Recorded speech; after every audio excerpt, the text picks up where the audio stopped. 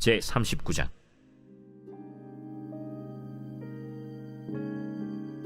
요셉이 이끌려 애굽에 내려가매 바로의 신하 친위대장 애굽 사람 보디발이 그를 그리로 데려간 이스마엘 사람의 손에서 요셉을 산이라. 여호와께서 요셉과 함께 하심으로 그가 형통한 자가 되어 그의 주인 애굽 사람의 집에 있으니 그의 주인이 여호와께서 그와 함께 하심을 보며 또 여호와께서 그의 범사에 형통하게 하심을 보았더라. 자, 사랑하는 일청년 함대 여러분, 오늘도 지난 주일처럼 여러분에게 한 이야기를 들려드리면서 말씀을 시작하도록 하겠습니다. 잔잔한 바다 위를 순항하던 대형 여객선이 있었습니다. 여객선이다 보니까 배하는 축제 분위기였고요. 그러다가 조금씩 하늘이 어두워지더니 갑자기 폭풍우가 일고 파도가 막 크게 일어나는 겁니다. 태풍이 온 거예요. 사람들이 난리가 났습니다. 이러다가 배가 뒤집히기라도 하면 다 죽을 수밖에 없는 거죠. 이 파티장은 난장판이 됐고 공포의 사람들은 울고 불고 난리가 났습니다. 자, 그런데 거기서 참 신기하게도 어떤 어린아이 하나는 전혀 무서워하지 않고 오히려 신이 나서 이 갑판 위를 이리저리 뛰어다니는 거예요. 그걸 보고 어떤 어른이 애가 위험하기도 하고 하도 기가 막혀서요, 아이를 붙잡아 안전한 곳으로 피신시켰습니다. 그리고는 호통을 칩니다. 도대체 정신이 있니? 잘못하면 다 죽게 생겼단 말이야. 얌전히 좀 굴어. 이렇게 호통을 쳤겠죠. 그 말에 어린 아이의 대답이 의미심장합니다. 뭐라고 그랬을까요? 뭐라고 그랬겠습니까? 이배 선장님이 우리 아빠예요. 이게 무슨 말일까요? 아이들은 지금 내 주위 환경이 태풍이 불고 그래서 죽을 것 같더라도 내 엄마 아빠하고만 있으면 전혀 무섭고 두렵지 않습니다. 이게 자기 부모에 대한 어린 자녀들의 절대적인 신뢰예요. 그래서 예수님께서는 우리 신앙, 믿음을 말씀하시고 요구하실 때 이렇게 강조하신 적이 있죠. 마태복음 18장에 보면 이르시되 진실로 너에게 이르노니 너희가 돌이켜 어린 아이들과 같이 되지 아니하면 결탄코 천국에 들어가지 못하리라. 자, 사랑하는 일청년 함대 여러분, 여러분은 요즘 어떻게 지내고 계십니까? 코로나라는 상황도 그렇고 과거에 또는 지금 내게 닥친 어려운 여러 가지 사건들로 혹시 힘겨워하고 계시지는 않습니까? 여러분은 항상 그럴 때마다 이 선택을 하셔야 됩니다. 그렇게 환경에 휩쓸려 고통스러워 할 것인가, 아니면 그 환경 너머에 계신 우리 하나님을 붙잡고 평안을 누릴 것인가, 여러분의 몫입니다. 오늘 우리가 함께 나눈 본문은 요셉이 인생에서 겪은 최대 위기를 기록하고 있습니다. 본래 요셉이라고 하면 최고급 채색 옷을 입고 아버지 야곱의 사랑을 독차지했던 그야말로 귀한 집 자식이잖아요.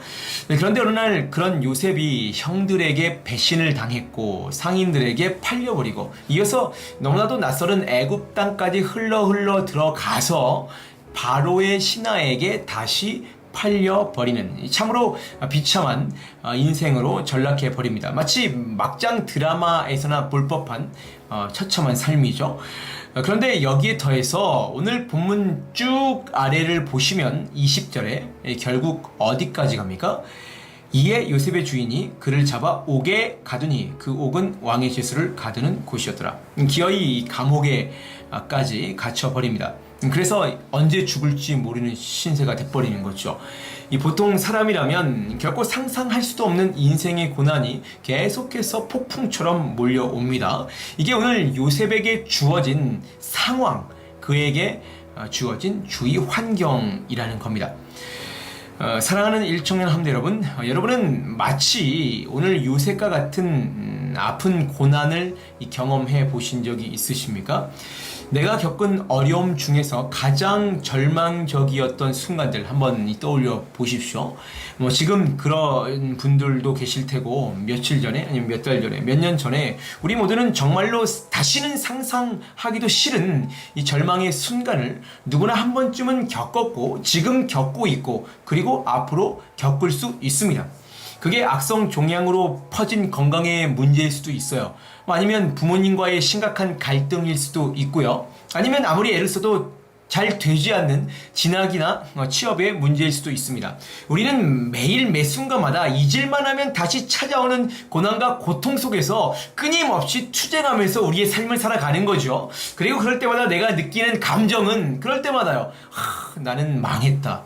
나는 끝이구나. 그렇게 절망할 수밖에 없습니다. 그런 맥락에서 오늘 이 고난과 고통이 계속해서 끊임없이 이어지는 요셉의 인생은 그야말로 망하고 또 망한 거죠. 얼마나 그 인생이 고단하고 힘이 들고 피곤했겠습니까? 자, 그런데 참으로 신기하게도 그렇게 비루하고 비참한 오늘 요셉의 인생에 대해서 본문은 전혀 다르게 묘사하고 있다는 겁니다. 2절에 그가 형통한 자가 됐다. 3절에 그가 범사에 형통하게 하셨다. 그리고 저 뒤에 감옥에 갇힌 요셉을 말할 때도요. 23절에 보시면 요셉이 범사에 형통하게 하셨다. 뭐 이런 말씀들이 계속 기록되어 있습니다. 그가 형통하다. 자, 요셉이 팔렸을 때 이 성경은 말하는 겁니다. 야, 너 잘 되고 있어. 괜찮아. 이 감옥에 갇혔을 때도 비슷하게 얘기하는 거예요. 야, 너 지금 괜찮아. 잘 풀리고 있어. 걱정하지 마. 그 얘기를 계속해서 하고 있다는 거잖아요. 자, 청년 여러분. 이게 과연 형통이 맞습니까? 이게 진짜 요셉이 형통한 겁니까? 전혀 환경이 그렇지가 않잖아요. 그런데 왜 과연 성경에서는 왜 요셉이 그럼에도 내가 형통하다라고 기록하고 있겠습니까? 오늘 우리가 함께 고민할 문제가 바로 이것입니다. 우리는 내 인생의 잘되고 못됨을 판단할 때 여러분은 어떻게 판단하십니까? 보통은요, 우리에게 주어진 환경에 주목하죠.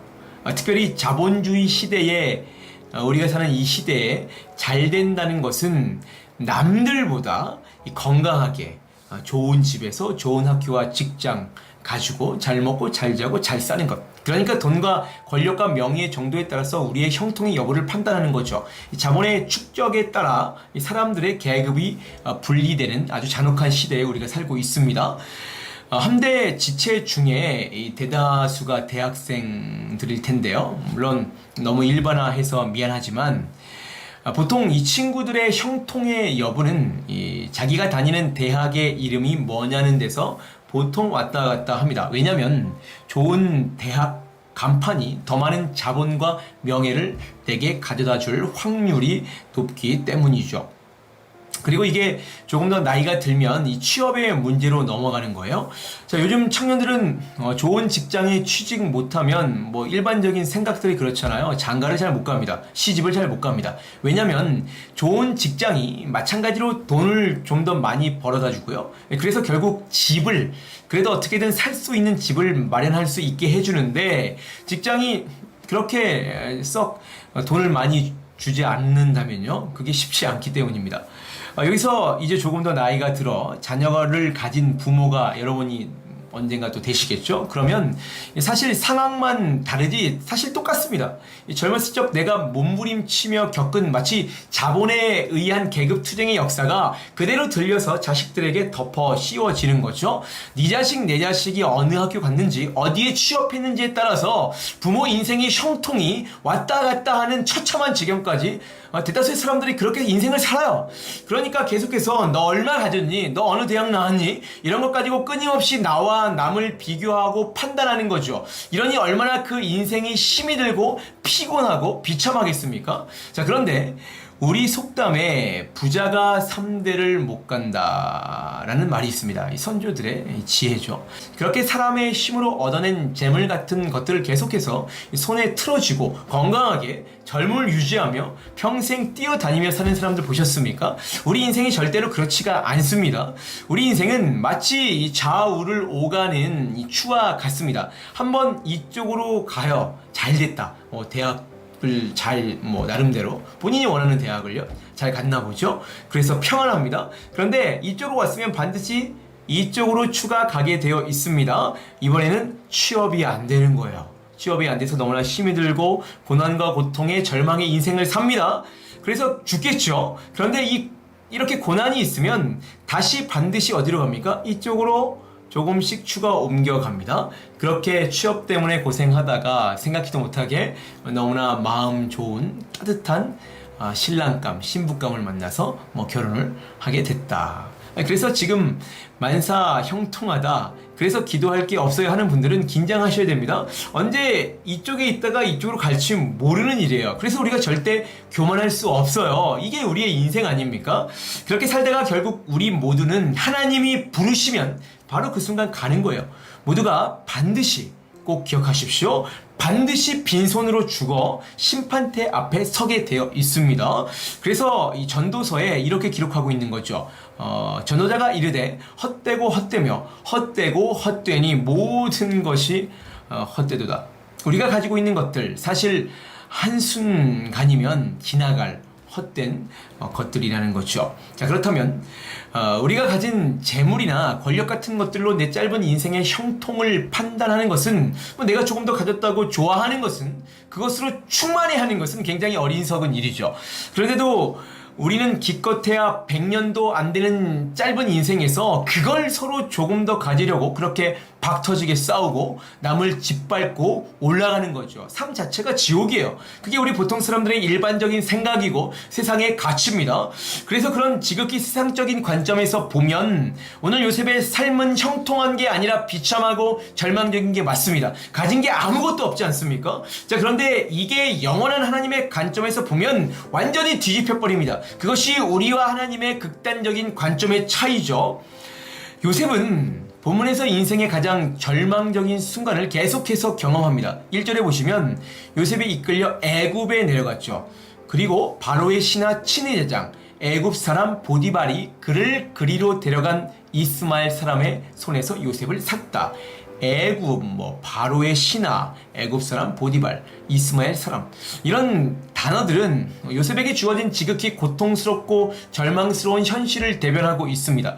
요셉이 지금 환경적으로 굉장히 절망스럽고 또 절망스럽다는 강조예요. 가진 것이 없이 팔려다니는 너 요셉은 이제 망했다라는 얘기죠. 그런데 그런 주어진 철저한 고통의 환경과 동시에 이 말씀들이 반드시 꼭 함께 기록되어 있습니다. 2절에 여호와께서 요셉과 함께 하심으로, 3절에 여호와께서 그와 함께 하심을, 그리고 감옥에 갇혔을 때도 마찬가지입니다. 23절에 보시면요, 여호와께서 요셉과 함께 하심이라 그렇기에 내가 형통하다. 여기서 특별히 이 하나님의 이름인 여호와는 요셉의 전체 이야기 중에서 그가 가장 어렵고 힘든 시기가 기록된 이 39장에만 유일하게 7번, 무려 7번이나 기록되어 있습니다. 자, 그런데 이 여호와라는 하나님의 이름은 사실 정확한 하나님의 이름이 아니죠. 십계명 3번째 계명에 보시면 너는 내 하나님 여호와의 이름을 망령되게 부르지 말라, 그런 계명이 있어요. 이 이름이 너무나 거룩하고 귀하다 보니까 절대로 함부로 입에 담지 말라, 어디다 갖다 붙이지 말아라, 그런 얘기인데, 그래서 아주 오래전에, 정말 오래전에 성경학자들이 혹시 누가 그럴까봐 하나님의 이름에서 모음을 다 빼버렸습니다. 정말 아예 입으로 발음 못하게 말이죠.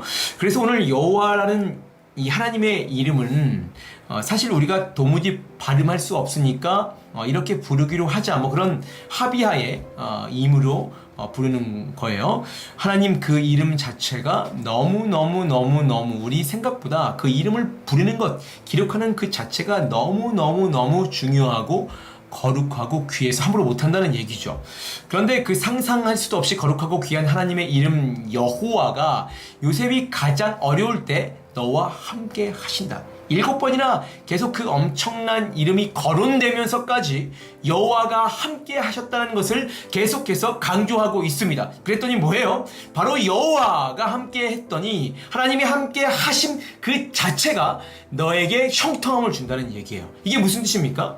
요셉의 형통은, 우리가 인생을 살 때 경험하는 진짜 형통은 부귀 영화를 누리고 건강하고 내 자식이 잘 돼서 내 입에 금수저를 물고 떵떵거리며 사는 것이 형통한 게 절대 아닙니다. 이건 언제든 있다가도 없고 없다가도 있을 수 있는, 항상 바뀔 수 있는 거예요. 그건 절대로, 정말 절대로 중요한 게 아닙니다. 로마서 14장에 우리가 결국 다 하나님의 심판대 앞에 서리라. 그러면 무슨 얘기입니까? 요한복음 3장 16절입니다. 하나님이 세상을 이처럼 사랑하사 독생자를 주셨어요. 이는 그를 믿는 자마다 멸망하지 않습니다. 지금이나 나중에나 멸망하지 않고 영생을 얻게 하려 하심이라. 진짜 형통은 바로 그 위대하고 놀라우신 하나님, 신실하신 여호와 하나님이 너와 함께 하시면 함께 하시는 그 자체, 우리 주 예수 그리스도의 십자가가 너와 항상 같이 있으면 바로 그 자체가 내 인생 영생의 형통이라 멸망하지 않는다. 그렇게 하면 너는 지금 여기 임한 하나님 나라와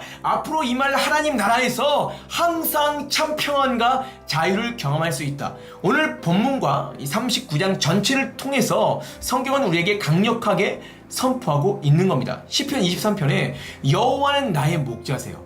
여호와께서 그냥 나와 함께 하시는 나의 목자세요. 그러므로 내게 부족함이 없이 내가 형통하리로다. 비록 때로는 내가 사망의 음침한 골짜기로 다닐지라도 해를 두려워하지 않을 것은 바로 그 하나님 여호와 주께서 나와 함께 하시기 때문이다. 라는 고백이 그래서 이 다윗의 입에서 나올 수 있었던 거죠.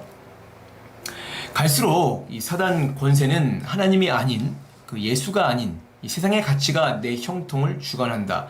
그렇게 우리에게 속삭이고 있는 것 같습니다. 거기에 절대로 속으시면 안 됩니다. 로마서 11장에 이는 마무리, 우리의 모든 생사 화복이요 주께서 나오고 주로 말미암고 주에게로 돌아감이라. 우리의 모든 삶은 실제로 하나님께서 이끄시는 거예요. 요셉은 정말이지 생각지도 못한 엄청난 고난을 받습니다. 요셉의 상황이 이 위에서 이 바닥까지 완전히 전락해 버렸습니다. 그런데 그렇게 요셉의 상황은 바뀌었지만 요셉과 하나님과의 관계는 한 번도 변한 적이 없습니다. 보디발의 아내가 어쩌면 그렇게 유혹할 때요, 그때 눈 한 번 딱 요셉이 감았더라면 어쩌면 조금씩 더 타협하면서 세상의 방법으로 요셉이 머리를 잘 썼다면 아마도 조금은 더 갖고 조금 더 많은 걸 누릴 수 있었을지도 모릅니다. 그렇죠? 그런데 요셉이 이렇게 고백합니다. 창세기 39장 9절에 그런즉 내가 어찌 이 큰 악을 행하여 하나님께 죄를 지으리까. 항상 그 인생의 밑바닥에 가서도 요셉이 계속해서 붙잡고 있었던 것은 주위에 있는 환경이 아니라, 그래서 절망한 게 아니라 우리 하나님, 내가 우리 하나님만 붙잡고 있으면 바로 그것이 형통이로다. 그 힘 있는 온전한 믿음이 결국 요셉을 놀라운 은혜로 다시 서게 하신 줄 믿습니다. 자, 사랑하는 일청년 함대 여러분, 여러분에게 있어서 형통은 무엇입니까?